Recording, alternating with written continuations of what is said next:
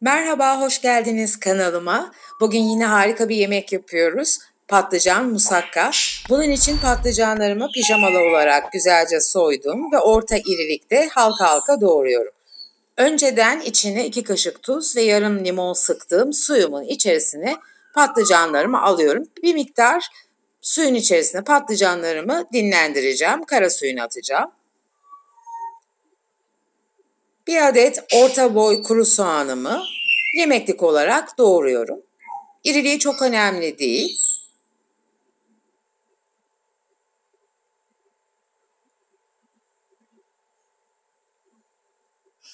Bu patlıcan musakka Yunan usulü olacak.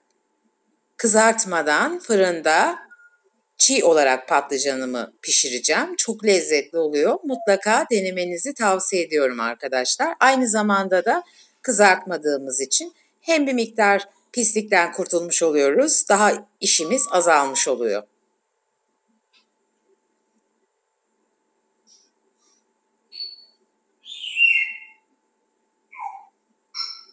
Soğanlarımı güzelce doğradım. Tavamın içerisine alıyorum.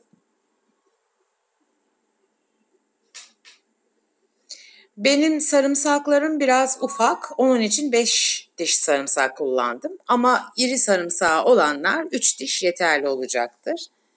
Sarımsaklarımın üzerine vurarak onları da minik minik doğruyorum ve soğanların yanına ilave ediyorum.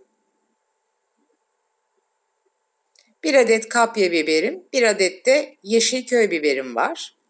Çok ufaltmadan hem kapya biberimi hem de yeşil biberimi orta irilikte doğruyorum. Fırına gireceği için çok fazla erimesin. O yüzden biraz iri olabilir biberlerimiz.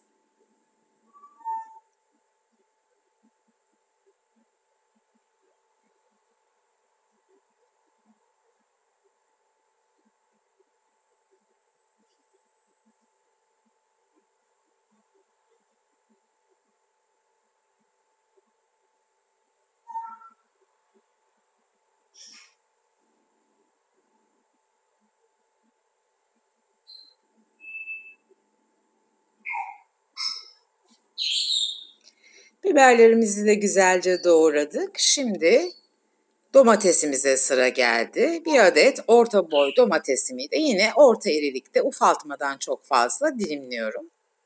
Ve böylelikle de bütün dilimleme işlemimiz bitmiş oluyor. Şimdi ocağın başına geçebiliriz.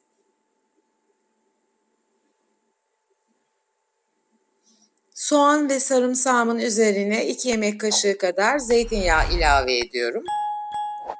Orta ateşte güzelce soğanlarımı yumuşatana kadar kavuruyorum. Bir miktar tuz ilavesi yapıyorum. Biliyorsunuz tuz koyduğumuz zaman soğanlar daha güzel yumuşuyor ve karamelize oluyor.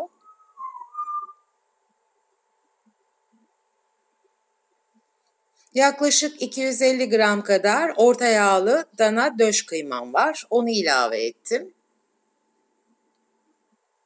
Kıymalarımızı da topaklamadan göz göz olana kadar kavuracağız soğanla birlikte. Burada önemli olan kıymaların dediğim gibi topaklanmamasını sağlamak.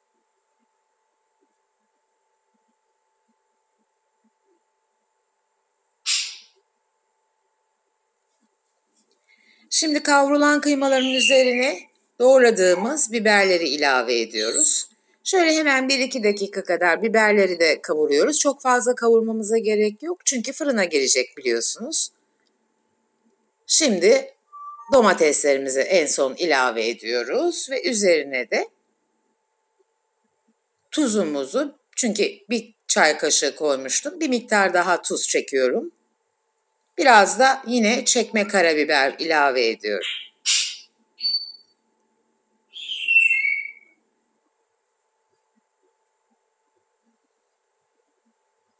Bütün malzemeyi güzelce karıştırıp 1-2 dakika sadece ocakta pişiriyoruz. Dediğim gibi fırına girecek.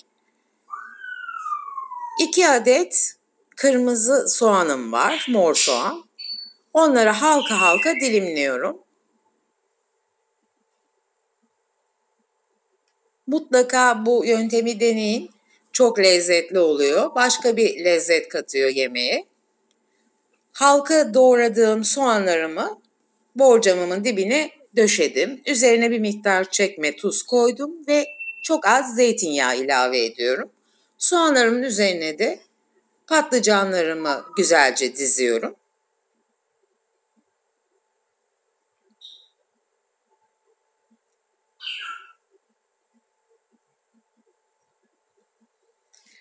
Patlıcanları dizdikten sonra üstüne hazırladığımız kıymalı harcımızı koyuyoruz. Güzelce üstünü bütün harçla kaplıyoruz.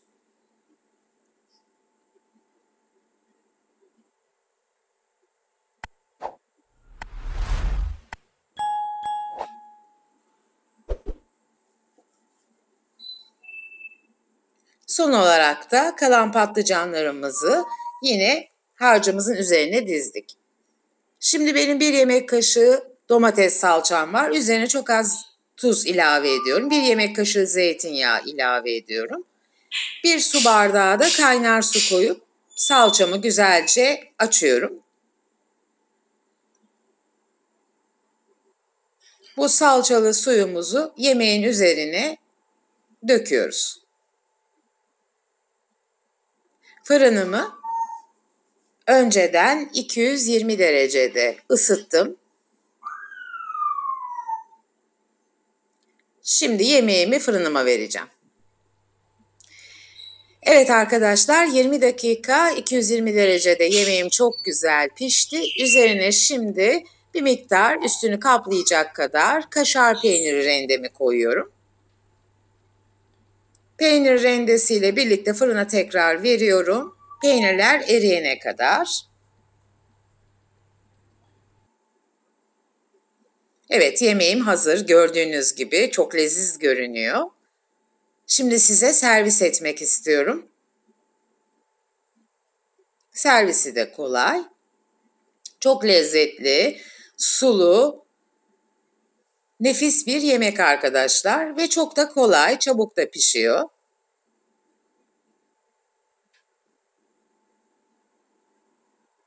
Musakkayı bir de bu yöntemle denemenizi mutlaka tavsiye ediyorum.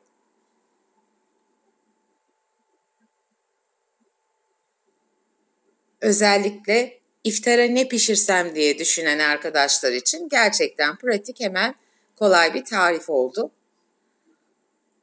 Umarım beğenmişsinizdir ve siz de evlerinizde denersiniz. Sevdiklerinizle birlikte afiyetle yersiniz. Yerken de beni hatırlarsınız. Yardımcı olabilmeyi, gerçekten faydalı olabilmeyi umuyorum arkadaşlar.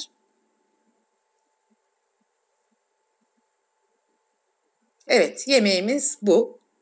Tarifimi beğendiyseniz videomu beğenmeyi, kanalıma abone olmayı ve bildirim zilini açmayı lütfen unutmayın.